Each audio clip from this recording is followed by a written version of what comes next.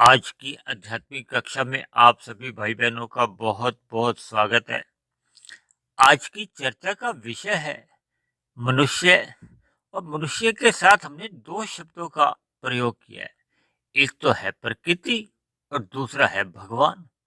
देखिए, शास्त्रों में भी बार बार जो एक तीन तत्वों की ही चर्चा आती है, क्योंकि आत्मा और परमात्मा ये दो एक चेतन तत्व है और एक है माया। माया को जड़ कहा जाता है, यानी उसमें अपने आप कोई क्रिया नहीं होती। परमात्मा की ब्रह्म शक्ति द्वारा जड़ माया को क्रियाशील किया जाता है।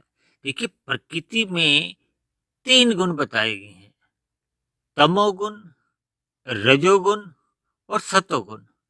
इन गुणों को ही परमात्मा की शक्ति द्वारा क्रियाशील किया जाता है, जिससे ये प्रकृति चेतनमय लगती है। तमोगुण से 10 गुना अच्छा रजोगुण कहा गया है और रजोगुण से भी 10 गुना अच्छा सतोगुण कहा जाता है। और मैंने तो एक सूत्र दिया है कि सतोगुण से भी 10 गुना अच्छा विशुद्ध सतोगुण ही है। यानी कि विशुद्ध सतोगुण केवल और केवल परमात्मा के लिए कहा जाता है।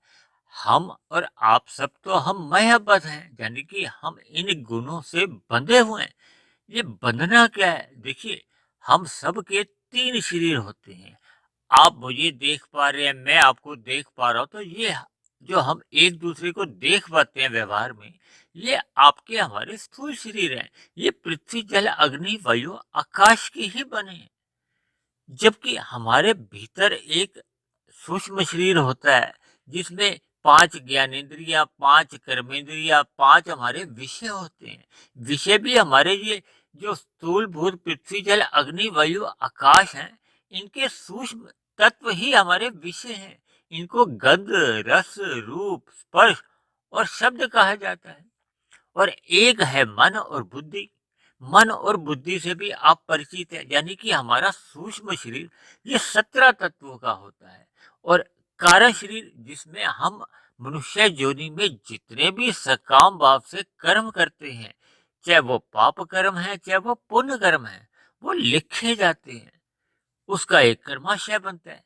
ये कर्माशय, क्योंकि हम अहंकार वश करते हैं, इसलिए कार्य शरीर को हम अहंकार का नाम भी दे सकते हैं। इसी तरह, क्योंकि हम जितने भी अहंकार वश करते हैं, तो उसका हमारा एक कर्माशय के साथ साथ हमारे अंदर संस्कार बनते हैं। वो तमोगुणी भी हो सकते हैं, रजोगुणी भी हो सकते हैं और सात्विक भी हो सकते हैं। यानी कि हमारे कार्य शरीर में जो भी संस्कार बनते हैं, वो प्रकृति का ही अंश होता है। दूसरे शब्दों में आप यूं भी समझ सकते हैं कि प्रकृति के गुणों का हम जितना जितना संग करते हैं, फिर उतने उतने अनुपात में हमारे कारण शरीर में संस्कार बनते हैं। ये संस्कार शुभ भी हो सकते हैं, अशुभ भी हो सकते हैं। देखिए, जब मनुष्य के अंदर तामसी संस्कार बनने लगते हैं, तो वो अशुभ संस्कार माने जाते हैं। जब हमारे अंदर सात्विक संस्कार बनते हैं, तो वो शुभ संस्कार बने जाते हैं। ये शुभ संस्कार हमें परमात्मा से ज्ञान करवाने में, परमात्मा से मिलवाने में, यानी परमात्मा को समझने में ये हमारे सहायक होते हैं। और जबकि जो तामसी और राजसी होते हैं, देखिए, राजसी संस्कार से हमारा पतन प्रत्यक्ष रूप से नहीं होता, क्योंकि रजोगुण में रह के मनुष्य धर्मानुसार कर्म करता है, यानी कि अन्य मनुष्यों को वो किसी भी प्रकार से, यानी कि प्रत्यक्ष रूप से, अप्रत्यक्ष रूप से उनको पीड़ा या अन्याय या हिंसा नहीं करता।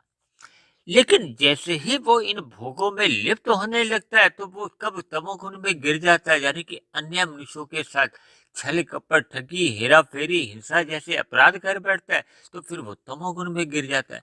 इसके फलस्वरूप जो हमारे कारण शरीर में संस्कार बनते हैं, वो अशुभ माने जाते हैं। क्योंकि हमारे कार्य शरीर में जैसे जैसे संस्कार बनते हैं, इनको स्वभाव भी कहा जाता है। फिर उस स्वभाव से कहो या संस्कारों से हमारे अंदर मन में वृत्तियां उठती हैं, फुरने उठते हैं, विचार आते रहते हैं। फिर जैसे जैसे विचार आते हैं, वो स्थूल शरीर की इंद्रियों को प्रेरणा देते हैं। किसके लिए? कर्म करने के लिए या सुख भोगने के लिए। यानी हम कर्मेंद्रियों द्वारा तो कर्म करते हैं और ज्ञानेंद्रियों द्वारा हम सुख भोगते हैं। इन 5 विषयों का। दूसरी बात, जैसा कि हम जानते ही हैं कि इस भौतिक प्रकृति में 84 लाख प्रकार की जोनियां बताई गई हैं। 84 लाख प्रकार की जोनियों में केवल और केवल मनुष्य जोनि के पास ही एक विकल्प है, यानी कि मनुष्य जोनि में ही परमात्मा द्वारा हमें स्वतंत्रता दी जाती है कि हम प्रकृति की ओर भी अपनी दिशा मोड़ सकते हैं, यानी कि प्रकृति के गुणों का विचरण भी कर सकते हैं, और परमात्मा के और भी हम सम्मुख हो सकते हैं, यानी कि हम अपने मिले हुए जन्म को साधना जोनी भी बना सकते हैं। देखिए, जैसे जैसे मनुष्य परमात्मा के मार्ग पर चलने लगता है, तो फिर उसको परमात्मा का आनंद मिलने लगता है, परमात्मा का ज्ञान मिलने लगता है। और जैसे जैसे वो प्रकृति की ओर सम्मुख होता है, तो फिर प्रकृति के पास तो देखिए 3 ही गुण है ना, तमोगुण, रजोगुण और सतोगुण। रजोगुण में रह के मनुष्य जितने भी कर्म करता है सकाम भाव से, फिर उसका एक समय अंतराल के बाद हमें सुख रूपी फल मिलता है। और इन सुख रूपी फलों के लिए जब मनुष्य तामसी बन जाता है, यानी कि छल कपट ठगी जैसे पाप कर्म करता है, यानी अन्य मनुष्यों को किसी भी प्रकार की हिंसा पहुंचाता है या पीड़ा देता है, दुख देता है, तो प्रकृति द्वारा एक समय के बाद फिर हमें दुख रूपी फल मिलते हैं, क्योंकि प्रकृति परमात्मा की ही एक व्यवस्था है जहाँ न्याय व्यवस्था पूर्ण रूप से सदा ही बनी रहती है। यानी कि हम काम भाव से पाप कर्म करते हैं तो हमें दुख रूपी फलों को भोगना ही पड़ता है। जब हम पुण्य कर्म करते हैं तो हमें सुख रूपी फल मिल जाते हैं। वो अलग बात है कि हम उन सुख रूपी फलों को बाद में भोग भी सकते हैं या उनका त्याग भी कर सकते हैं, क्योंकि जैसे जैसे मनुष्य को परमात्मा का ज्ञान होने लगता है, तो फिर उसको ये प्रकृति के मिले हुए भोगों से वैराग्य होने लगता है। यानी कि एक समय सीमा में तो मनुष्य सकाम भाव से कर्म करता है, लेकिन जैसे जैसे मनुष्य परमात्मा की ओर सम्मुख करता है, देखिए मैंने बताया ना, मनुष्य के पास विकल्प है, वो माया की ओर यानी प्रकृति की ओर भी अपनी यात्रा कर सकता है, तो वो भौतिक यात्रा है। जब हम परमात्मा की ओर अपनी यात्रा आरंभ करते हैं, तो परमात्मा तो है पूर्ण रूप से विशुद्ध सतोगुण, यानी कि हमारी जब सतोगुण से विशुद्ध सतोगुण की ओर यात्रा चलती है, तो वो हमारी आध्यात्मिक यात्रा मानी जाती है। तो ऐसे समय में जब मनुष्य आध्यात्मिक यात्रा कर रहा होता है, तो ऐसे में जब पिछले उसको किए गए कर्मों का जो सुख रूपी फल आने लगता है, तो ऐसे में मनुष्य उन सुख रूपी फलों का भी त्याग कर देता है।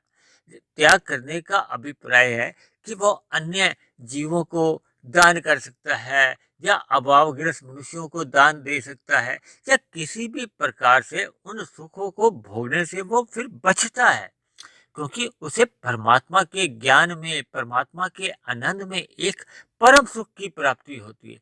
देखिए, प्रकृति तो है द्वैत, क्योंकि अभी हमने बताया कि प्रकृति तो है जड़। जड़ का मतलब यह है कि यहाँ केवल भौतिक सुख दुख ही मिलते हैं। इन सुख दुखों को भोगने से एक समय सीमा के बाद मनुष्य अगर ज्ञानमय स्थिति में रहता है, तो उनको इन भोगों से सहज ही वैराग्य होने ही लगता है, क्योंकि अंततः प्रकृति के सुखों में ही दुख छिपा होता है। जब मनुष्य को ये ज्ञान होने लगता है, ऐसा ज्ञान केवल सतोगुण में रहकर ही होता है, क्योंकि सतोगुण एक ज्ञानमय स्थिति है, प्रकाशमय स्थिति है, जहाँ उसको ज्ञान बना रहता है। जबकि रजोगुण में रहता है, वो भूखों में लिप्त रहता है, तो उसका ज्ञान भी धुंधला रहता है। देखिए, धुंध में जैसे हमें केवल अपना ही अपना दिखाई देता है ना, आप धुंध में कभी गाड़ी चला रहे हो तो आपको ज्यादा दूर तक का नजर नहीं आता। इसका क्या अभिप्राय है? देखिए, जब हम भोगों में लिप्त रहते हैं, तो हमें परमात्मा रूपी मंजिल का ज्ञान ही नहीं रहता। फिर तो हमें प्रकृति के भोगों में ही घूमने का एक सुख का अनुभव मिलता है। और जब हमें दुख आते हैं, तो अक्सर मनुष्य फिर परमात्मा की ओर सम्मुख होने लगता है। देखिए, हम सभी मनुष्यों के जीवन में सुख दुख तो आते ही रहते हैं, और ये सुख दुख केवल और केवल हमारे अपने स्वयं के ही किए गए पाप कर्मों का फल होते हैं या पुण्य कर्मों का फल होते हैं। ये पुण्य कर्मों का सुख रूपी फल मिलता है और पाप कर्मों का दुख रूपी फल मिलता है। सुख रूपी फलों का तो मनुष्य त्याग भी कर सकता है, लेकिन दुख रूपी फलों को तो भोगना ही पड़ता है। फिर जैसे जैसे मनुष्य का परमात्मा की ओर सम्मुखता बढ़ती है और अगर वो परमात्मा की ओर सतोगुण में स्थित हो जाता है, यानी कि उसके विचार या उसकी वृत्तियां या उसके अंदर के जो भोगों के फुरने हैं वो समाप्त होने लगते हैं, तो फिर उसका मन परमात्मा में टिकने लगता है, यानी परमात्मा के सत्संग में उसको ज्ञान की स्थिति बनी रहती है। फिर वो परमात्मा की ओर ही अपनी सम्मुखता बढ़ाने लगता है, जिसके फलस्वरूप फिर मनुष्य का जो अंतर कारण शरीर में बुरे संस्कार बने होते हैं वो धीरे धीरे कमजोर पड़ने लगते हैं, उनके स्थान पर हमारे शुभ संस्कार बनने लगते हैं। देखिए शुभ संस्कार क्या है, जब मनुष्य के सतोगुणी संस्कार बनते हैं तो वह शुभ संस्कार माने जाते हैं। ये परमात्मा की और हमारी आध्यात्मिक यात्रा में मददगार होते हैं। जबकि जब मनुष्य भोगों में अधिक रस लेता है तो फिर वो रजोगुनी या तमोगुनी ही संस्कार उसके बनते हैं, जो कि हमें प्रकृति की ओर ही ले जाते हैं। और मनुष्य दो दिशाओं में एक समय में तो चल नहीं सकता। देखिए एक साधारण बुद्धि से भी हम इस बात को समझ सकते हैं कि अगर हम जम्मू कश्मीर की तरफ जा रहे हैं तो फिर हम कन्याकुमारी की ओर तो यात्रा नहीं रख सकते। जब हम कन्याकुमारी की ओर अगर अपनी यात्रा आरंभ करते हैं तो फिर हम जम्मू कश्मीर की तरफ नहीं जा सकते, यानी कि दो दिशाओं में एक समय में यात्रा कर पाना संभव ही नहीं है। तो इसलिए मेरी आप सभी भाई बहनों से विनती है कि मिले हुए मनुष्य योनि के जन्म में परमात्मा की ओर सम्मुख होते हुए अपना आध्यात्मिक यात्रा आप आरंभ करें। आध्यात्मिक यात्रा आरंभ करने का मेरा अभिप्राय है कि हम सतोगुण से विशुद्ध सतोगुण की ओर आध्यात्मिक यात्रा में लग जाएं, ताकि हमारा जो तमोगुण जो बहुत ही पीछे फिर छूट जाता है, तो फिर मनुष्य पाप कर्मों से भी बच जाता है। और रजोगुण जो कि एक केवल स्थूल शरीर की आवश्यकताओं के लिए ही उसका उपयोग करना चाहिए, अर्थात हमें विषय भोगों में लिप्त ना रहते हुए परमात्मा के सत्संग में ही अपना ध्यान लगाना है, ताकि हमारी आध्यात्मिक यात्रा निरंतर सतोगुण से विशुद्ध सतोगुण की ओर निरंतर अग्रसर होती रही। यानी मिले हुए जन्म में हमें केवल परमात्मा की ओर ही अपनी सम्मुखता बनाए रखनी है, जिसके फलस्वरूप फिर मनुष्य का संचित कर्मों में पाप और पुण्य कर्मों का क्रमशः नहीं बिगड़ता।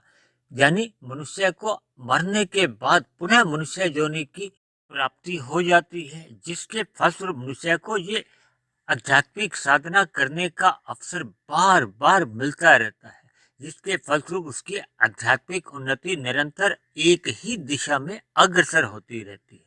सभी मनुष्यों की ये आध्यात्मिक यात्रा निरंतर परमात्मा की ओर अग्रसर होती रहे। इन्हीं शुभ कामनाओं के साथ आज की चर्चा को हम यहीं विश्राम देते हैं। आप किसी भाई बहन का कोई प्रश्न हो, कोई बात समझ में नहीं आई हो या मेरी किसी कही गई बात पे कोई आपत्ति हो, तो आप नीचे कमेंट्स बॉक्स पर जाकर आप उसको लिख सकते हैं। यदि आपको मेरे बने हुए ये वीडियो अच्छे लगते हैं तो मेरी आपसे विनती है कि आप मेरे इस आध्यात्मिक ज्ञानात्मक चैनल को सब्सक्राइब करें व अन्य जिज्ञासु भाई बहनों को भी जोड़ने का प्रयत्न करें, ताकि समाज में हमें अधिक से अधिक सतोगुणी वातावरण देखने को मिले। तो इन्हीं शब्दों के साथ आज की चर्चा को यहीं विश्राम देते हैं। कल फिर मिलते हैं एक नए विषय को लेकर, एक नए संदेश के साथ। तब तक आप सभी भाई बहनों का बहुत बहुत धन्यवाद।